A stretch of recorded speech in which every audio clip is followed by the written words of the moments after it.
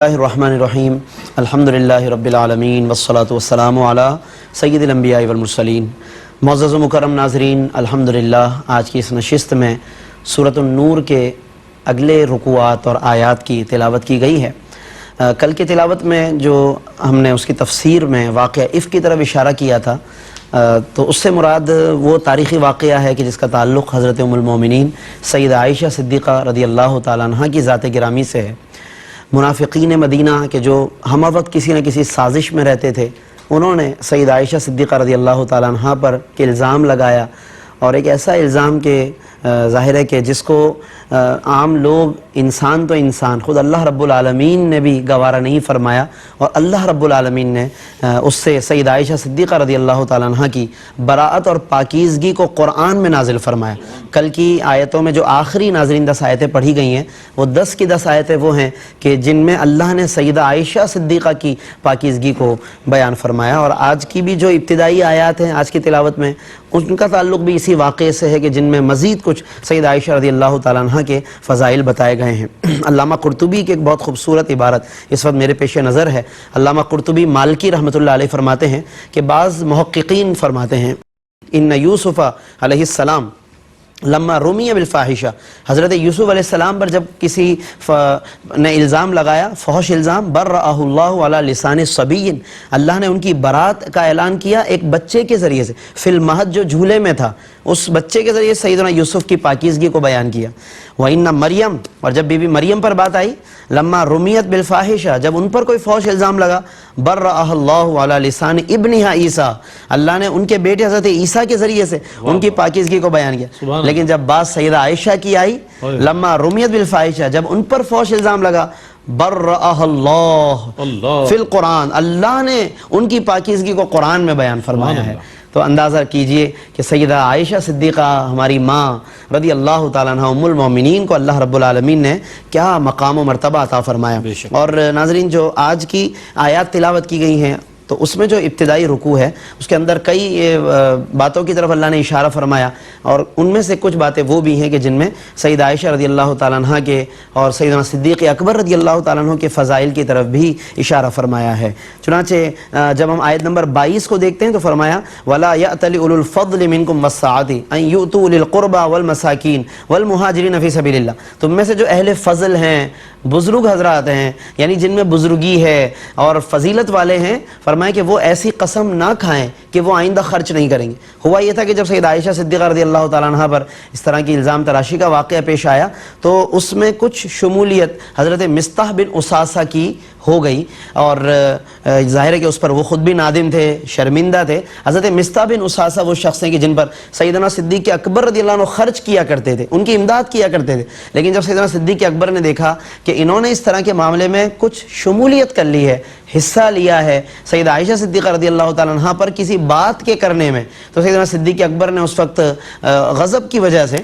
بشری تقاضے سے انہوں نے قسم کھائی کہ میں آئندہ مصطح بن اساسہ پر خرچ نہیں کروں گا۔ لیکن اللہ رب العالمین نے فرمایا وَلَا يَأْتَلِ أُولُو الْفَضْلِ، کہ تم میں جو فضل والے لوگ ہیں انہیں اس طرح کی کوئی قسم نہیں کھانی چاہیے۔ وَالْمُهَاجِرِينَ فِي سَبِيلِ اللَّهِ وَلْيَعْفُوا وَلْيَصْفَحُوا، اور فرمایا چاہیے کہ درگزر کریں، معاف کریں۔ بلکہ آگے ایک اور کمال جملہ، أَلَا تُحِبُّونَ أَن يَغْفِرَ اللَّهُ لَكُمْ، کیا تم نہیں چاہتے کہ اللہ تمہاری مغفرت کرے؟ حضرت صدیق اکبر نے جب یہ جملہ سنا بزبان رسالت، تو فوراً عرض کیا بالکل میں چاہتا ہوں کہ اللہ میری مغفرت فرمائے، میرے درجات اللہ بلند کرے۔ یہ مقام تواضع بھی دیکھیے، بندگی کا مقام دیکھیے، اور یہیں سے پھر مقام سیدنا صدیق اکبر رضی اللہ عنہ بھی پتہ چل رہا ہے کہ اللہ براہ راست انہیں فرما رہا ہے کہ آپ درگزر کر لیں، اور اللہ تبارک و تعالیٰ انہیں مغفرت کی بشارت عطا فرما رہا ہے۔ تو یہ وہ رکوعات اور وہ آیتیں چل رہی ہیں ناظرین کہ جن میں مقام رسالت مآب بھی بیان ہو رہا ہے، مقام صدیق اکبر بھی، اور مقام سیدہ عائشہ صدیقہ رضی اللہ تعالیٰ عنہ بھی واضح ہو رہا ہے۔ اور پھر اس کے علاوہ الزام تراشی کو منع کیا گیا ہے کہ کوئی کسی پر اس طرح الزام تراشی کرے۔ ان الذین یرمون المحصنات الغافلات المؤمنات، جو پاک دامن عورتوں پر اس طرح کوئی الزام لگاتے ہیں، فرمایا کہ ان پر دنیا اور آخرت میں اللہ عز و جل کی طرف سے لعنت فرمائی گئی ہے، اور انہیں اشارہ دیا کہ ڈرنا چاہیے اس دن سے، یوم تشہد علیہم السنتہم، جس دن کے زبانیں گواہی دیں گی، وَأَيْدِيهِمْ وَأَرْجُلُهُمْ، ہاتھ پاؤں گواہی دینے لگ جائیں گے۔ تو کوئی زبان جب ہم استعمال کریں کسی کے بارے، آج تو چونکہ ناظرین فیس بک ہے، واٹس ایپ ہے، اور سوشل میڈیا ہے، جب جس کے بارے میں جو منہ میں آتا ہے اور کامنٹ کر دیتے، دماغ میں خیال آیا، ٹائپ کیا اور ہم نے پوری دنیا میں وائرل کر دیا۔ ناظرین کچھ لمحے کے لیے سوچیں، یوم تشہد علیہم السنتہم، یہ زبانیں، یہ ہاتھ جن سے ٹائپنگ کر رہے ہیں گواہی دیں گی قیامت کے دن۔ یہ کیا ہم کسی بات کو کامنٹ کرنے میں حق پر ہیں؟ نہیں ہیں۔ میں اس بات کو کرنے کا اہل ہوں؟ نہیں ہوں۔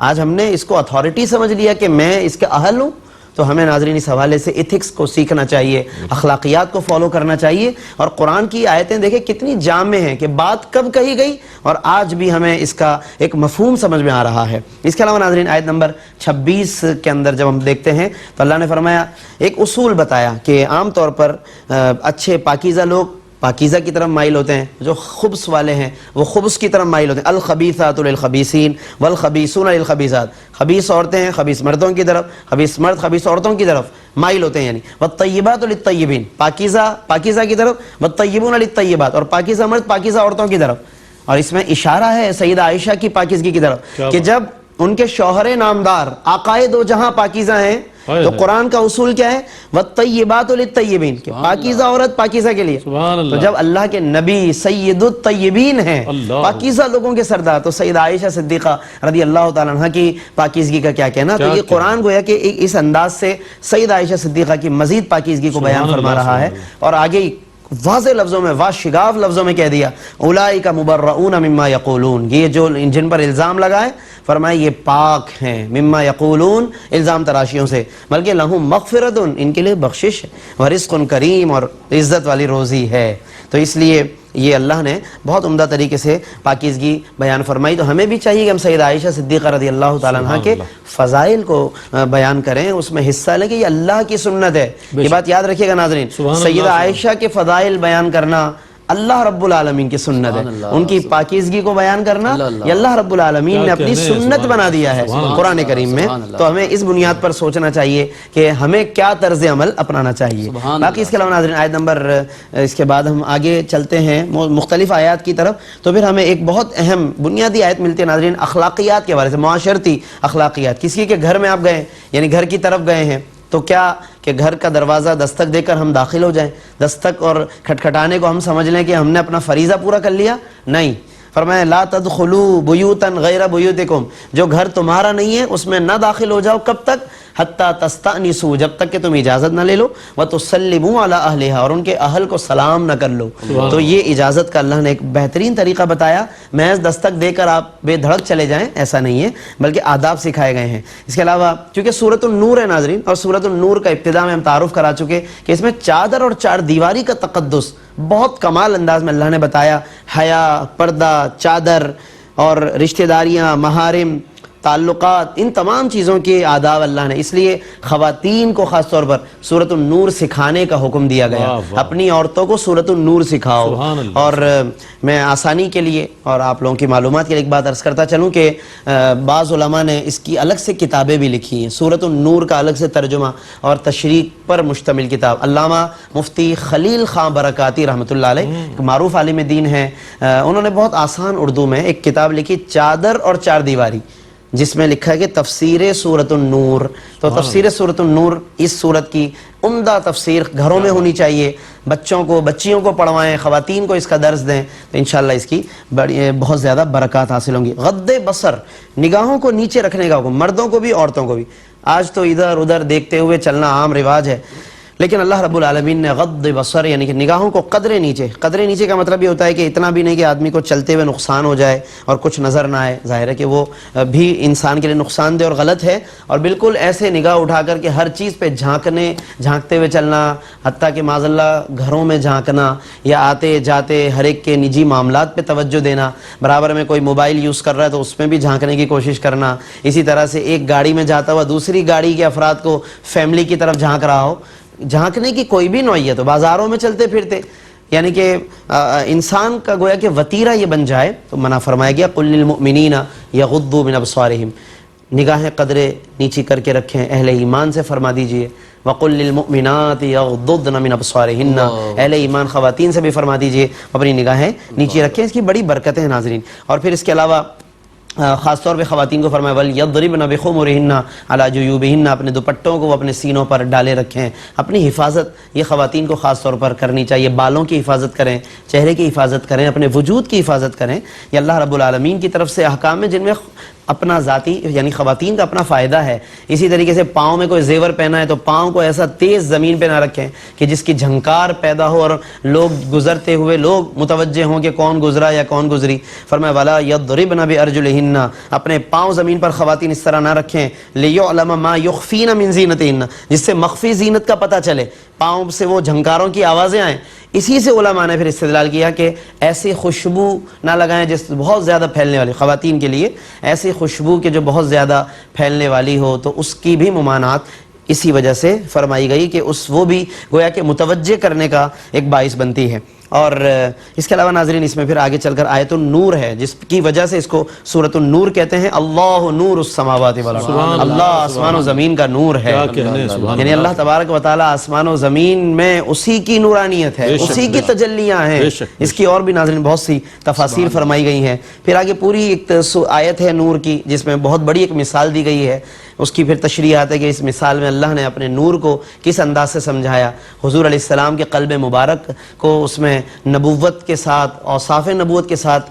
ملا کر پھر اللہ نے اس کو سمجھایا ہے، واضح فرمایا۔ یعنی جو مختلف تفاسیر ہیں کہ اس سے مراد جو مصباح کا لفظ ہے اس میں چراغ، تو اس سے مراد آیا نبوت ہے یا قرآن مراد ہے وغیرہ وغیرہ، اس کے مختلف اقوال ہیں۔ اس نور سے البتہ جو استفادہ کرتے ہیں، ہمیں اس طرف توجہ دینی ہے کہ اللہ کے نور سے، قرآن کے نور سے، آقا دو جہاں صلی اللہ علیہ وسلم کے نور سے جو استفادہ کرتے ہیں تو قرآن ان کی پہچان بتاتا ہے۔ ایمان کی علامت کیا ہے؟ فرمایا رجال، آیت نمبر 37 سورۃ النور، رجال لا تلہیہم تجارۃ ولا بیع عن ذکر اللہ، یہ وہ لوگ ہیں کہ اگر تجارت میں بھی مصروف ہوں تو اللہ کی یاد سے غافل نہیں ہوتے۔ یعنی اگر وہ اپنے کاروبار میں ہیں، تجارت میں ہیں، اپنے مشاغل دنیا میں ہیں، تو بظاہر دنیا میں ہیں لیکن وہ اپنے دلی توجہ ان کی اللہ عز و جل کی طرف رہتی ہے، جس کو کہتے ہیں کہ اپنے وہ دلی طور پر یا جسمانی طور پر وہ اپنے کام میں ہیں۔ دست بکار، فارسی میں کہتے ہیں دست بکار دل بیار، ہاتھ کام میں ہے دل یار کے ساتھ ہے، تو یہ کیفیت پھر نصیب ہو جاتی ہے اور یہی علامت ہے پھر اللہ والوں کی اور نیک بندوں کی۔ اور اس کے علاوہ ناظرین اس میں پھر اللہ رب العالمین نے اپنی قدرت کے دلائل بھی بیان فرمائے ہیں۔ آیت نمبر 41 42 جب ہم مطالعہ کرتے ہیں تو فرمایا الم تر ان اللہ یسبح لہ من فی السماوات والارض والطیر صافات، کہ تم نہیں دیکھتے کہ اللہ ہی کی تسبیح کر رہے ہیں سب چیزیں، زمین میں، آسمان میں، یہ پرندے بھی، یہ سب کے سب، اور اللہ تعالیٰ کس طرح بادلوں کو پھر چلاتا ہے اور ان کے ذریعے سے کس طرح اللہ تعالیٰ بارش برساتا ہے۔ یہ قدرت کے ناظرین دلائل ہیں، اللہ نے اس لیے بیان فرمائے تاکہ ہم ان تمام چیزوں کو جب دیکھیں تو اس کے ذریعے سے اللہ رب العالمین کی طرف ہم توجہ کریں، استدلال کریں۔ آج ہم جب کچھ حسین چیزیں، اچھی خوبصورت کچھ چیزیں، مناظر دیکھتے ہیں، بہت مرتبہ دیکھا گیا کہ لوگ اسی میں مگن ہو جاتے ہیں۔ اہل اللہ کا طریقہ یہ رہا، وہ ان آیتوں کے طرز پر جب کوئی اچھا حسین منظر دیکھتے تھے تو وہ فوراً کہتے تھے کہ جب یہ منظر اتنا حسین ہے تو بنانے والا کتنا حسین ہوگا، یعنی وہ اللہ رب العالمین کی طرف توجہ کیا کرتے تھے۔ تو یہ قرآن سے ہمیں اس انداز سے سیکھنا چاہیے کہ وہ رب پرندوں کا بھی ذکر کر رہا ہے تو ان کی تسبیح کو بیان کر رہا ہے کہ یہ پرندے کس طرح سے محو پرواز بھی ہیں مگر محو تسبیح بھی ہیں، اور پہاڑوں کی بلندیوں سے، درختوں کی رعنائیوں سے، باغات کی رونقوں سے ہمیں اللہ رب العالمین تک پہنچنے کی کوشش کرنی چاہیے۔ تو یہ ہر طرح سے ہمیں قرآن کے مطالعے کی ضرورت ہے۔ اسی پر ہم اپنی گفتگو کو مکمل کر رہے ہیں، لیکن ظاہر ہے کہ سورۃ النور کی آیات ابھی باقی ہیں، اور اس کے ساتھ ہی پھر کل کی تلاوت میں سورۃ النور جہاں مکمل ہوگی تو وہیں پر سورۃ الفرقان کی بھی کچھ حصے کی تلاوت کی جائے گی، تو انشاءاللہ آگے ان کی تفسیر بیان کریں گے۔ اللہ تبارک و تعالی ہم سب کو عمل کی توفیق عطا فرمائے، آمین۔ وآخر دعوانا الحمدللہ رب العالمین۔